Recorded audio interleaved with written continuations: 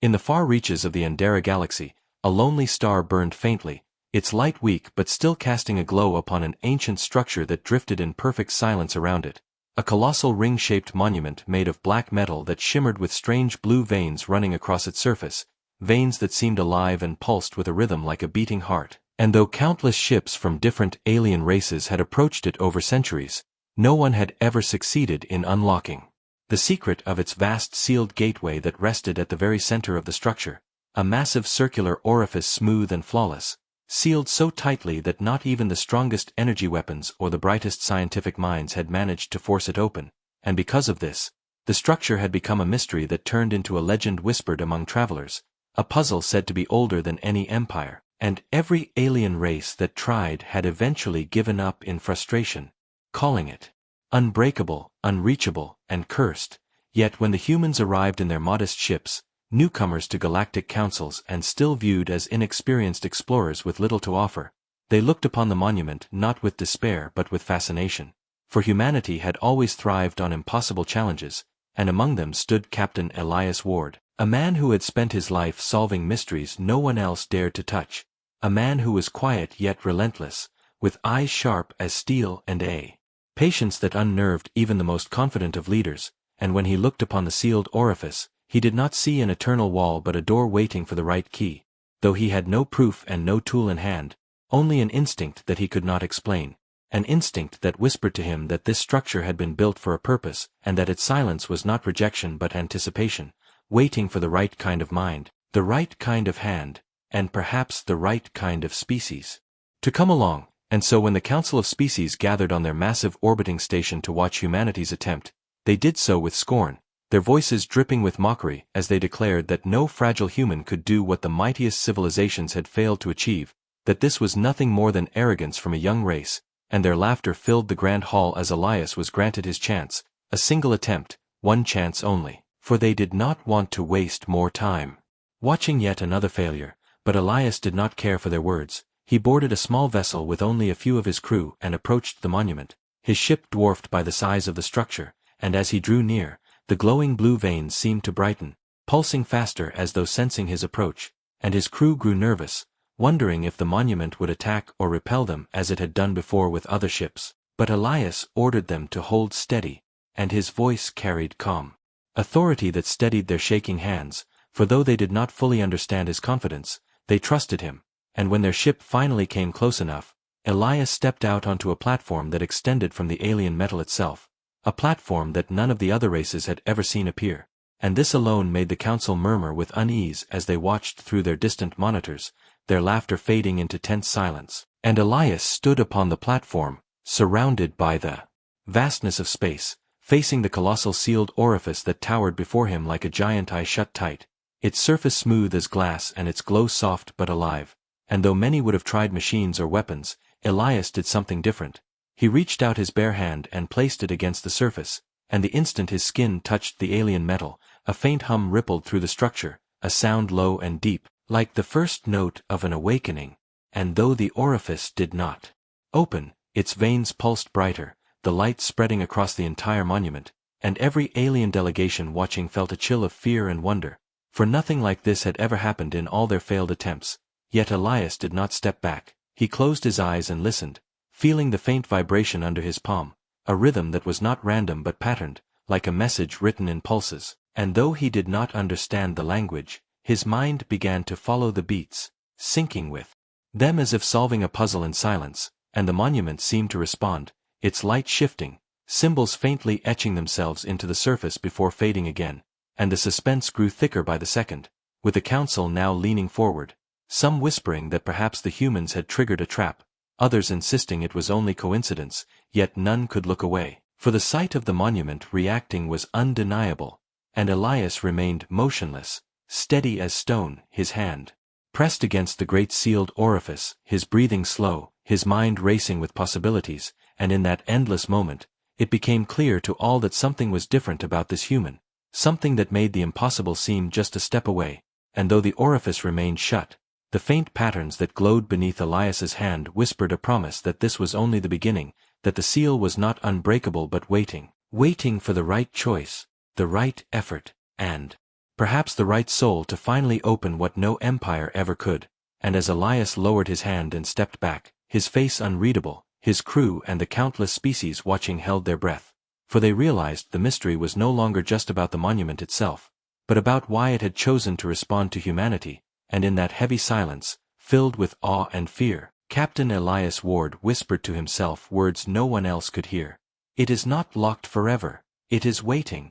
The chamber of the Galactic Council was buzzing with confusion after what had just happened, for no species had ever managed to make the sealed orifice respond, and yet the young human captain had done it with nothing more than the touch of his hand, and though the gateway had not opened, the very fact that it glowed brighter and shifted with symbols was enough to shake the arrogant confidence of the elder civilizations, and while many muttered among themselves, trying to dismiss it as a random reaction, deep inside they felt the fear that humanity might indeed be the key to this mystery, and Elias Ward, standing calmly on the alien platform, felt that same fear pressing against him. But he also felt something else, a connection that was invisible but real, like a quiet voice humming in the back of his thoughts, telling him to continue, and so he did, moving closer to the enormous sealed circle, raising his hand again, not with force but with a kind of patience that his crew could not fully understand, for they too were nervous, whispering to one another as the strange glowing veins along the structure began to throb faster, as if in rhythm with Elias's own heartbeat, and he pressed his palm against the surface once more, feeling the vibration grow stronger, as though the monument itself was alive and aware, and as he focused, he noticed something he had missed before, a tiny shift in the patterns, not random at all but aligned like a code, and when he traced his hand along the lines, they changed, bending and curving to follow the path of his fingers, glowing brighter as if they recognized him, and suddenly a tremor rippled through the entire structure, making the council ships drift slightly in space, alarms ringing as diplomats shouted for the humans to stop, but Elias ignored them, for he could feel the monument pulling him deeper into its mystery, showing him fragments of meaning through shifting lights, flashes of stars, fragments of voices that he could not fully hear but sensed as warnings or perhaps invitations, and his crew begged him to step back, but he stood firm, calm in the middle of chaos, his mind trying to piece together what these signs meant, and then it happened. The orifice emitted a low hum that echoed across the chamber, so deep that every species in orbit felt it resonate through their ships and even their bodies, a sound that was not just noise but carried weight, like the echo of something ancient awakening, and when Elias pressed harder, the hum rose to a steady vibration, symbols emerging more clearly this time, forming a spiral of light across the surface, and though the alien delegates could not read them, the humans saw something startling, for the spiral slowly twisted into words written in broken but recognizable human language, short phrases like entry, trial, and chosen.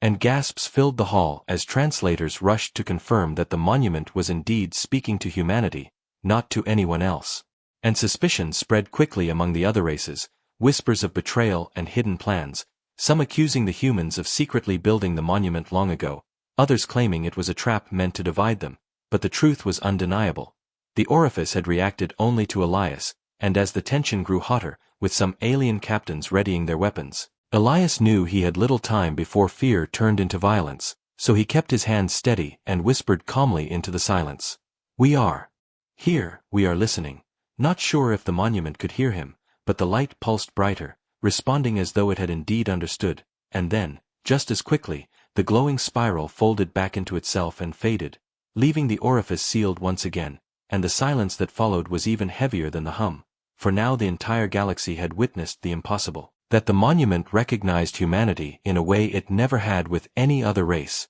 and while the council erupted into chaos with shouts, accusations, and warnings echoing across comms, Elias stepped back slowly, his face calm but his heart racing, for he knew now without a doubt that the orifice had not been a lifeless wall but a test, and somehow it had chosen him, and perhaps through him, all of humanity, and though he had not yet opened the gateway, he could feel in his bones that he was only at the beginning of a path that would change the fate of every species watching, a path that none of them were prepared for, and as his ship pulled away, escorted back toward the station under the suspicious eyes of alien fleets, Elias could not shake the quiet certainty in his mind that the monument was waiting for him to return, waiting for him to finish what he had begun, and that thought alone filled him with both dread and determination, for he understood that whatever lay behind the sealed orifice was not meant for all, but meant for the few who dared to listen instead of force, and humanity, against all odds, had been heard. The return to the council station was filled with tension so heavy it seemed to press against the very air,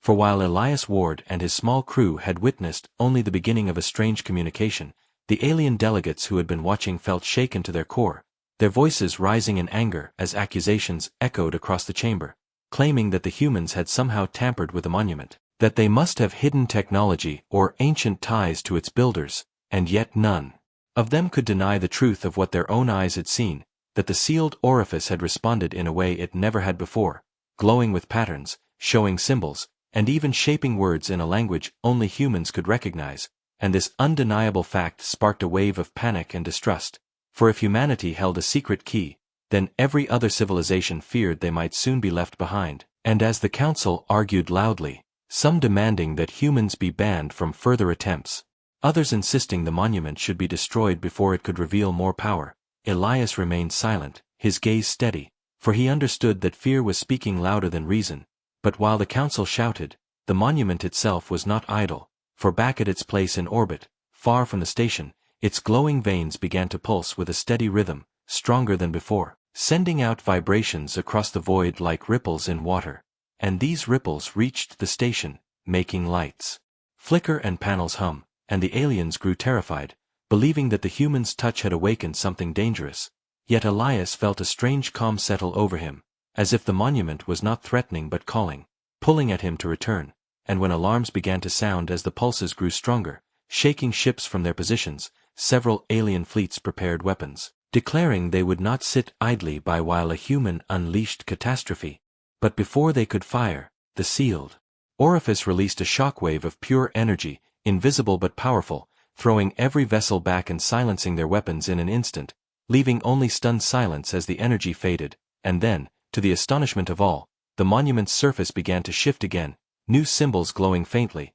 this time visible from afar, stretching like constellations across its frame, and though no alien language could read them, the humans once again saw fragments of their own alphabet mixed among the symbols, like an incomplete sentence reaching for them, and whispers spread quickly, fear turning into resentment, resentment into hostility, as the older civilizations realized that the monument seemed to be choosing humanity alone, and many of them could not accept such a thing, for it meant their centuries of effort were meaningless, their pride shattered by a young species they had long dismissed as primitive. And so while debates filled the council chambers, some alien commanders took action in secret, sending smaller strike teams with orders to interfere, to prevent Elias from approaching the orifice again. And as word of these hidden moves reached him through allies who still believed in fairness, Elias faced a grim truth. Not only did he have to understand the monument, he now had to survive the growing hostility of those who feared what it might reveal through him. And though his crew was small and his ship unarmed compared to the mighty fleets around them,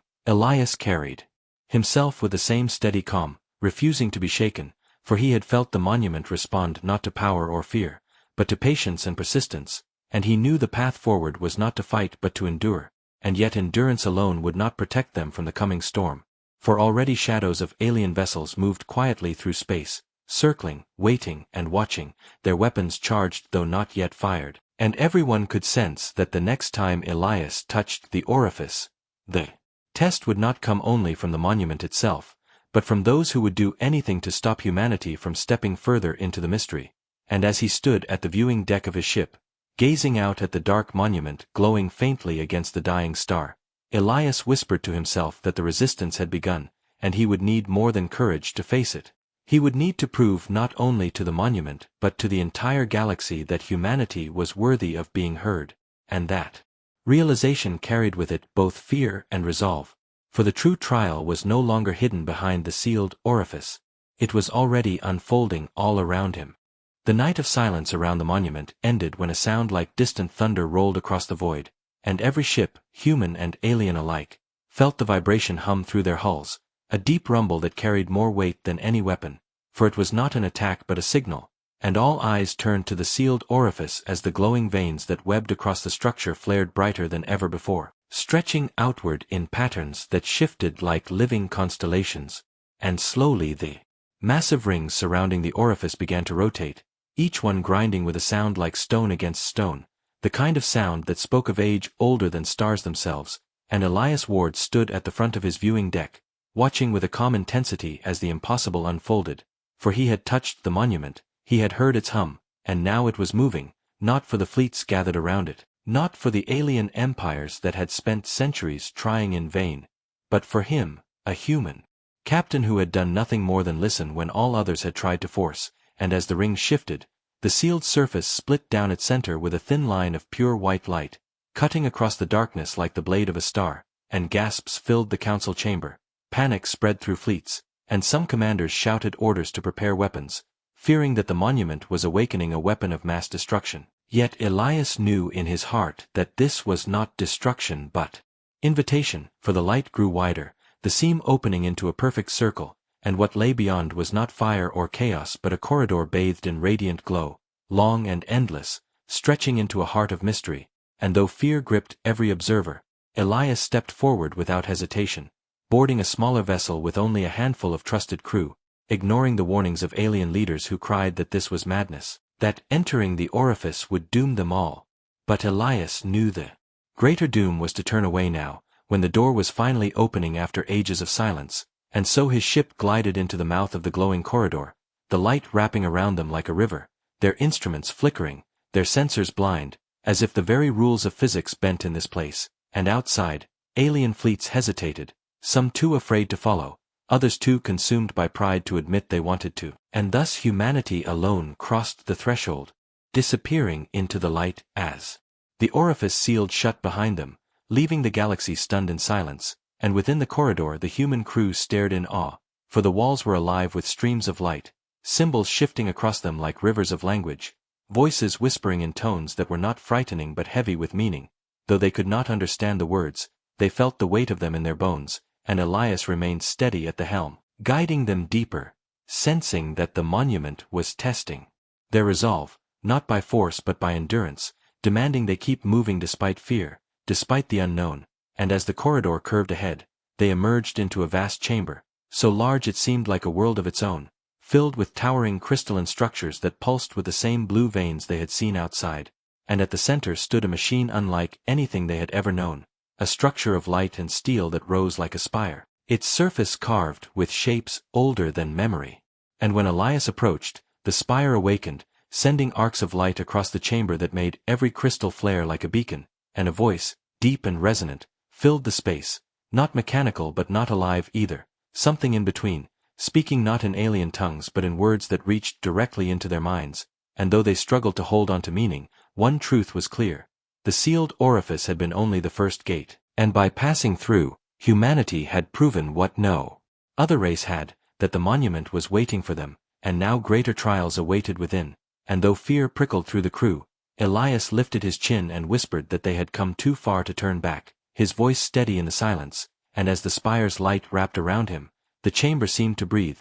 shifting and alive, and the crew knew that the true journey had just begun, and the weight of it settled over them like a shadow, for behind them the door had closed, and ahead of them lay secrets powerful enough to change the fate of every world in the galaxy. The chamber of light and crystal seemed endless, each towering structure reflecting the glow of the central spire, until it felt as though Elias Ward and his crew were standing inside a sky filled with stars, yet none of those stars were real, for this was a place built by hands far older than any known civilization, and the silence inside it was not true silence but a heavy stillness, broken only by the faint hum of energy flowing through unseen veins that stretched into the walls. And when the spire finished flaring its light, the voice returned, deep and heavy, not carried by sound but by thought, and though the words were not spoken in English, Elias and his crew understood them in their minds as if the meaning bypassed language, telling them that this was the Hall of Trials, a place built not to keep intruders away but to test those who would enter,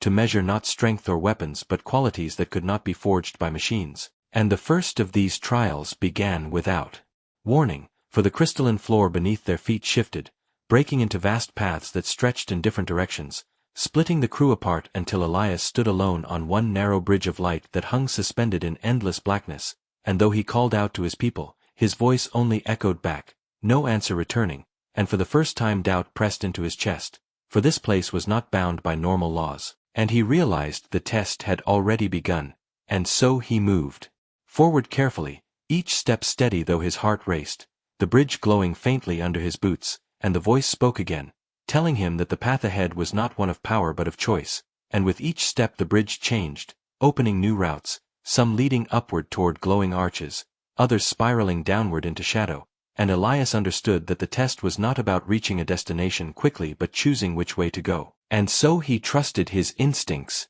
turning away from the brighter path that seemed easiest and stepping toward the darker one that felt heavier, and the moment he did, the bridge trembled but held, and the darkness ahead lit faintly, revealing fragments of memory not his own, visions of alien worlds collapsing, of empires crumbling in arrogance, and the voice whispered that those who had come before had failed not because they lacked strength but because they lacked humility, for they believed the Orifice could be conquered when in truth it could only be answered, and Elias pressed on, sweat on his brow, for each vision weighed on him like a burden, but he refused to stop, and when he reached the end of the dark path, the crystals shifted again, returning him to the main chamber where his crew stood waiting, shaken but alive, for each of them had faced their own paths, different illusions, different fears, and though none spoke of what they saw, their eyes told the same story, that they had been tested and nearly broken, and together they turned toward the spire once more, which now glowed brighter, sending arcs of light through the chamber,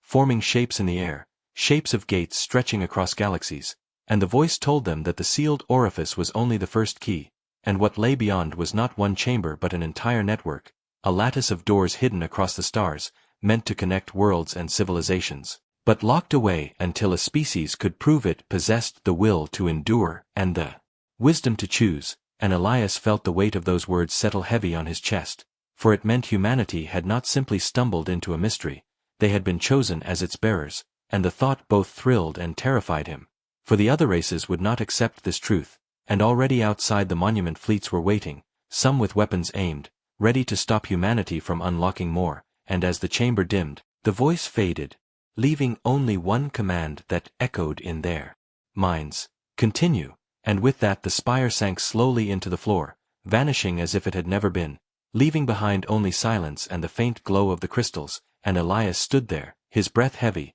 knowing the test was far from over, and though his crew looked to him with questions in their eyes, he gave no answers, for he had none, only the burning certainty that the true trial was still ahead, and when the floor beneath them shifted once more, carrying them deeper into the monument, Elias clenched his fists and whispered under his breath that they would not fail, no matter what waited in the dark corridors beyond. The descent carried Elias Ward and his crew deeper into the heart of the monument, and the further they traveled, the stronger the light around them grew, until it felt less like they were walking through a corridor, and more like drifting inside the very veins of a living star, and the silence of the place was not empty but alive with an energy that pressed against their skin and filled their lungs, and when at last the floor opened into a final chamber, what they saw was so vast and overwhelming that even the calm captain stood in quiet awe, for the chamber was a sphere stretching farther than the eye could see, its walls formed of countless shining gates, each one a circle of light humming with restrained power, and above them hovered an image of the galaxy itself, a map of stars so detailed it felt like looking into reality, yet scattered among the stars were glowing points, dozens of them, hundreds, each connected by faint lines that formed a lattice across the galaxy, and the crew realized with stunned silence that these were not simple lights but gateways, a hidden network left by the builders, and the sealed orifice had been only the first door among thousands, and then the deep voice returned, filling their minds with a weight that felt like standing beneath the ocean, telling them that this network was the gift and burden of the ancients, who had once ruled the stars but fell into silence because they could not endure their own pride, and so they had locked away their creation, waiting for a species that could show patience, resilience, and the ability to choose wisely. And Elias knew now that this was the true reason the orifice had answered his touch, for humanity was still young, still unshaped by arrogance, still willing to listen when others only sought to conquer, and the voice declared that the network was theirs to claim, but only if they accepted the responsibility to protect, not to rule. And as the words settled into their bones, the chamber trembled, the image of the galaxy glowing brighter until it felt as though the stars themselves were burning inside the room, and outside the monument, fleets that had waited in fear and jealousy now witnessed the entire structure blaze with light, a beacon visible across the system, and some commanders shouted in panic, ordering weapons to fire, but no shot reached its target, for the monument pulsed once, sending a wave that disabled every weapon in orbit, silencing the violence. Before it could begin, and all were forced to watch as humanity stepped into a role none of them had imagined, and inside the chamber Elias stood taller, his crew behind him, and he placed his hand on the glowing map, and when he did the lattice of gates lit up, each one flickering to life across the stars, opening paths long lost, bridges between worlds, and though the crew gasped at the enormity of it, Elias did not smile, for he felt the heavy weight of destiny pressing on his shoulders, the knowledge that humanity would now be hunted, envied, perhaps even hated, but also that they had been given a chance no species had earned before, and he turned to his people and spoke quietly, his voice steady though his heart pounded, saying that they would not claim this gift as conquerors, but as guardians, and in that moment the chamber dimmed, the voice fading into silence, leaving behind only the glow of the gates. And Elias knew the ancients had given their final approval, and as they prepared to leave, the orifice behind them unlocked once more, opening into the void where countless fleets waited in tense silence, and though suspicion and fear still burned in alien eyes, none could deny what they had witnessed, that humanity had entered where all others failed, that humanity had touched the impossible and lived, and as Elias's ship emerged into the light of the dying star, the orifice sealed again, leaving the galaxy forever changed, for a new truth had been born. The sealed mystery had been opened, the legacy unleashed, and at the heart of it all stood a single human, calm and steady, who had proven that even in a universe of ancient empires and proud civilizations, sometimes it was humanity, fragile yet unyielding, who could do what no one else dared believe possible.